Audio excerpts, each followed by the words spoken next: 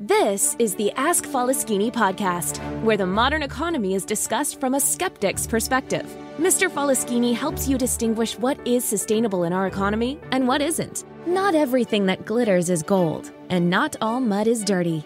The podcaster Mr. Faleskini provides no-nonsense advice. He had it all, lost it all, went bankrupt multiple times, and is now attempting to come back from zero with sustainable growth. There are numerous coaches and preachers on the internet that preach about positive thinking and how life is all roses if you just care to see it that way. Well, Mr. Faleskini is definitely not one of them. We recommend you ask Faleskini to keep it real. He discusses the darker side of the current economic reality, the side that's more important for your personal and business finance. His first intention is to help you keep what you already have. Not to be a complete party pooper, Mr. Faleskini will also hint at the earning opportunities in the economy today.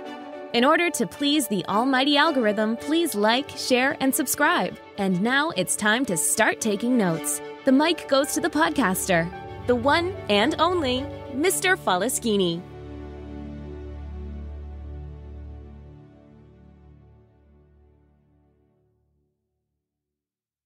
Welcome to Ask Faleskini podcast. In the last couple of weeks, the business community is all taken by storm by Chat GPT. By now, you probably all know what Chat GPT is capable of. Chat GPT is based on artificial intelligence. In this episode, I will not go into too many details on artificial intelligence, since I've dedicated a whole podcast to explain how artificial intelligence impacts today's economy. If you haven't listened to it, there's a link in the description. When analyzing Chat GPT, I had a deja vu. I found out that business-wise, Chat GPT has many striking resemblances to Google. That is the reason why. In this episode, I will focus on presenting all the similarities with Google, and then continue by pointing out the main differences I found. Please note, this is not investment advice.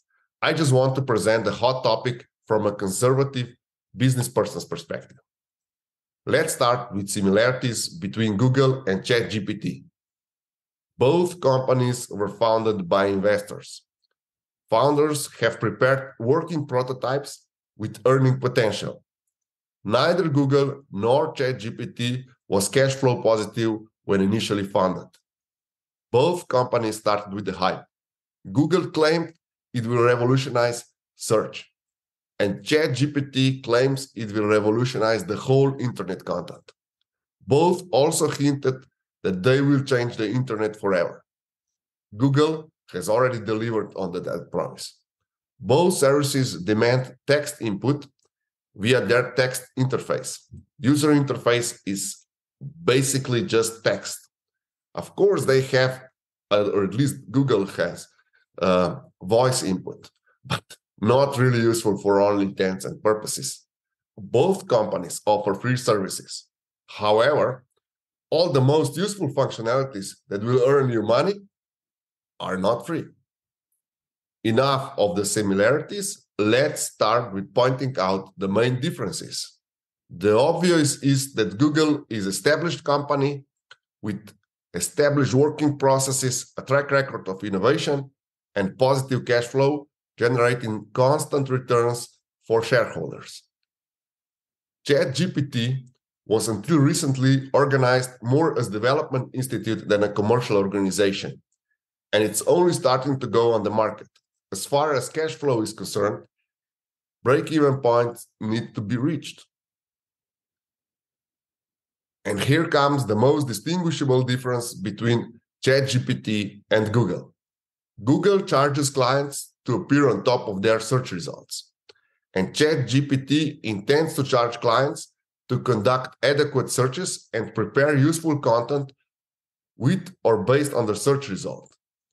ChatGPT is specialized at the moment, and Google is offering a wide variety of services. And the last notable difference is that ChatGPT is currently focused on one product, and Google offers a wide variety of products, and services. Let me conclude this episode by stating the obvious. It seems like both companies compete over interpretation of content available on the internet. Google charges for the results, and Chat GPT charges for search and interpretation of the results. And now, reality check. Beyond simple programming, beyond artificial intelligence black box as a service, and some more or less business-wise meaningless content creation that is procured by compiling existing sources, I didn't find anything regarding Chat GPT that would be directly applicable to business. So right now, Chat GPT is just a promise. Basically, just a bit of optimization and a bit of automatization. But still, we might be a long way from business being able to outsource something to Chat GPT. As Shakespeare would put it, right now, as far as business and economy is concerned, Chat GPT is much ado about nothing.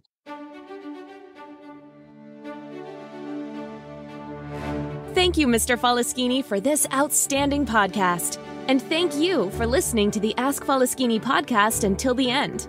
Mr. Faleskini would love to hear your feedback in the comments. And don't forget, if you want to know, ask Faleskini or listen to the Ask Faleskini podcast. In order to please the almighty algorithm, please don't forget to like, share, and subscribe.